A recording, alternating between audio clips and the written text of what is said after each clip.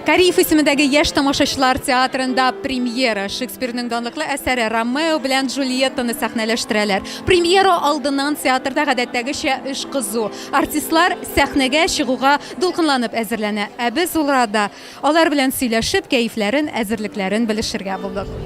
Бүген бит инде премьераның беренче көне. Әйбет. Ничек соң сезнең менә үзегез?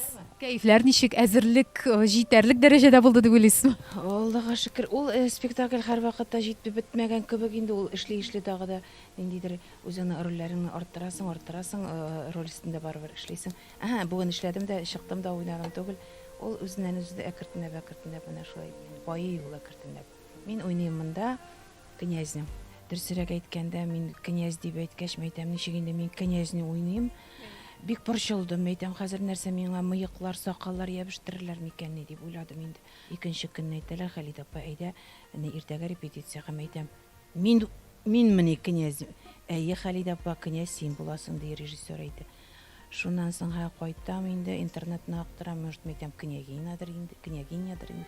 Юк, князь диделәр. Миңа режиссерның беләсезме нәрсә бер сүзе җитте. Хәлидә апа, сез мэр города. Менә уйнагыз мэр городан, и все. Бүгенге спектакльгә премьерага әзер микән? Әзер, әлбәттә. Без бит инде хәзер монда ялгышмасам айдан артык әзерләнәбез. Көне-төн әзерләнәбез. Бу бер алдау әйтәм, көне-төн әзерләнәбез. Иртән киләбез дә шул сәгать 10-да, 11-ләрдә кайтып китәбез. Ничек соң анда режимда эшләү? Мондый режимда эшләүе җиңел түгел. Кичкә хәтле эшләү авыр булды. Ишеткәнемчә, сезнең төнгә кадәр репетицияләр барган бугай. Барды. Әйе. Әзердер инде, әзер. Куркыта әлбәттә, тырышабыз, эшлибез, һаман эзләнәбез, булдыра алырбыз дип ышанам.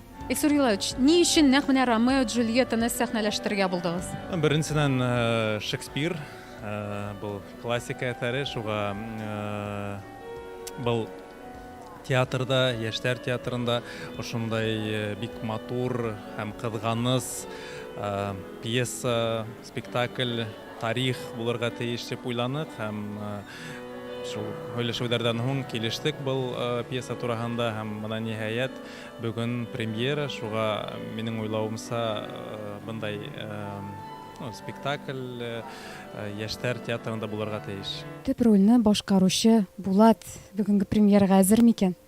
Әзер. Куркытамы? Дулкынландырамы? Әйе, әлбәттә дулкынлану бар. Без сезне көчкә тоттык. Шулай инде премьера алдыннан шулай була инде. Бу безнең грим бүлмәләренең берсе. Биредә кызлар үзләренең рольләренә инде әзерләнеп утыралар. Ничек кәефләрегез? Әйбәт.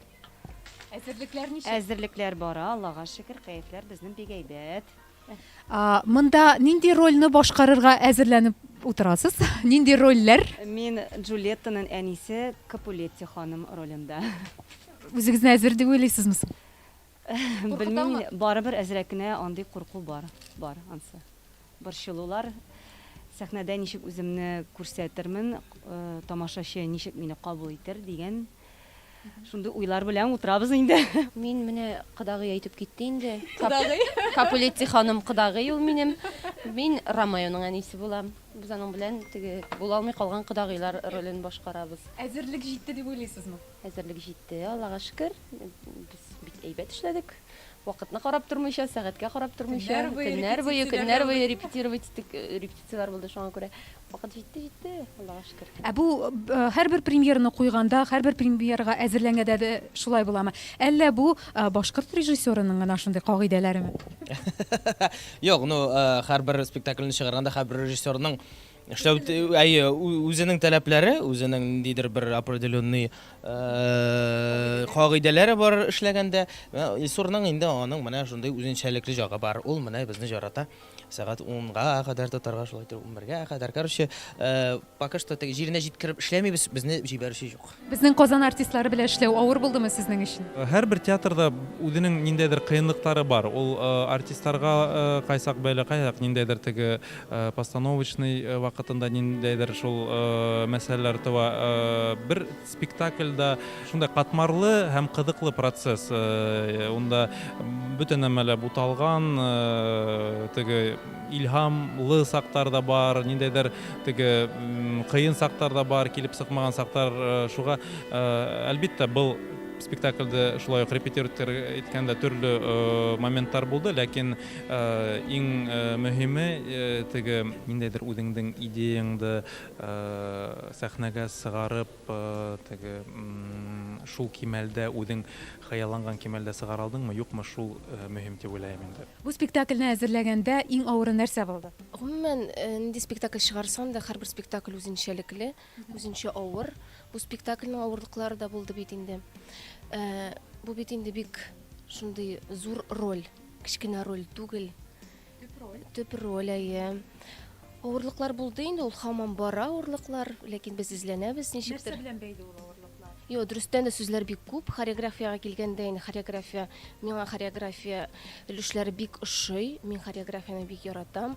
Хореограф та искиткеч, Ольга безнең белән эшләде. Режиссер да искиткеч, аның белән дә җиңел эшләве. Нәрсә дип әйтим, менә сүзләргә килгәндә, бу бит шигъри формасында язылган. Шекспир әсәре. Вот шул мәсьәләсе инде. Авыр дип әйтмәс идем, бу минем өчен яңалык. Индидер. Вот шул ни генә инде. Иң авыры минем өчен ул да булса, нәрсә дим икән инде? Менә карагыз әле, күз алдына даже килми. Әле авырлыклар булмый. Әле бар да җиңел бирелде. Ну, Әле сезнең бәлки үзегезнең Ромео булып уйныйсыгыз килгәндер.